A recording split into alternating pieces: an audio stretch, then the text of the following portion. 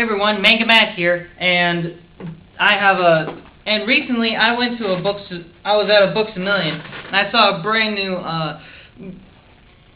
compilation sort of book relating to manga that I went through. It was called A Rough Guide to Manga by, I think it's Jason Yadao, I believe that's the name. It's $18.99. It was sort of a bluish cover, and well, I flipped through it, and you know, it was pretty standard. All right, there wasn't that much in there that I didn't already know or would have not been able to figure out.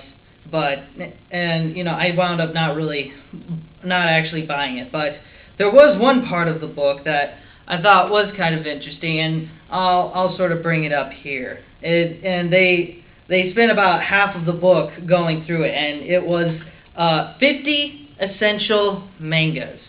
And when I was first looking through it, I was thinking to myself, 50 essential mangas. That obviously means that all of these put together are the culmination, the creme de la creme of everything that manga up to now has to offer to any reader, collector, anyone, period. And while I was looking through it, I started to think more that, you know, this is probably less about the best of the best and more of just getting a very diverse, they sort of like were picking out the best examples of every kind of genre they could find. So let's go through all 50 of the essential mangas according to the Rough Guide to Manga. All right, first up, Akira. Yeah, no doubt. Akira was the first anime movie to ever be released in theaters in America, and it's Katsuhiro Otomo's greatest single work. The art is brilliant. They just re-released. Kodansha just recently released in America. There's no reason why anybody shouldn't try and at least read through this great piece of work. Ashita Nojo. Now, this is going to start off with me complaining that if you're going to write a list of essential manga for an American audience, you should make sure that your list only includes manga that your American audience, that is the people that your demographic is selling towards, can buy them. And Ashita Nojo, while it is regarded very much in its popularity and its contribution as a very good sports manga about boxing, the fact that you can't get a hold of it in an English translation means that they should have thought of something else at least. Alright, moving along. Azumanga Daioh. This is a great entry into short humor, quick joke sort of storytelling, also with the telling of the story in the 4-panel omaki style makes it a great addition, just because it does what it does so well that nobody else has really ever touched on besides maybe Lucky Star. Alright, next up, Banana Fish. It's the shoujo manga that guys aren't ashamed of having read. I haven't read it yet, but I do own about over half of the story. It's 19 volumes, and that's another thing that I get into with this list is the fact that some of the series are either not available in America, or they are relatively hard to find because they have been out of print. And Banana Fish definitely qualifies for this in this category of very hard to find. Right? Astro Boy. Again, it's the first ever manga that was ever. It's the first very commercially available manga that was ever written in a sort of weekly style release for people to read.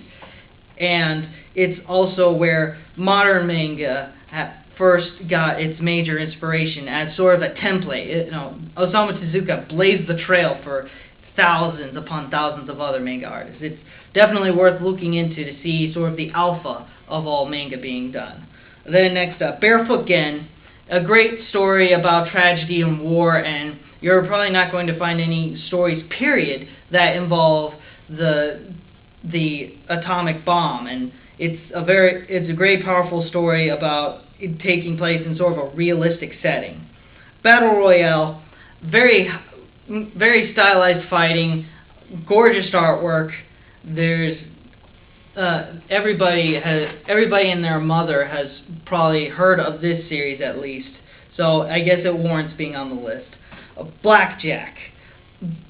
Blackjack is another great Osamu Tezuka classic, and really it's this and Phoenix that I think it's a little extreme that they had to put on the list 3 things by Osamu Tezuka. I mean, if you're going to put more than 2 by the same author, you should just go ahead and put as his entry any freaking thing that Tezuka has ever written as your essential spot. I mean, that makes more sense to me. But Blackjack is sort of seeing, you know, a man that started out writing for children's books, and then he sort of evolves into making stories for an older audience, and then it culminates to his masterpiece, which is Phoenix, where he took everything he ever learned about manga writing and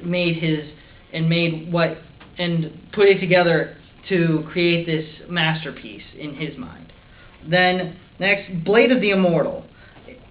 I think Blade of the Immortal is a great series. It has a lot of great artwork in it, and it's very good, and it's also got very complex characters that have flaws, and they don't always have the best intentions all the time. They are not this holier than thou sort of mentality. So that's a great story.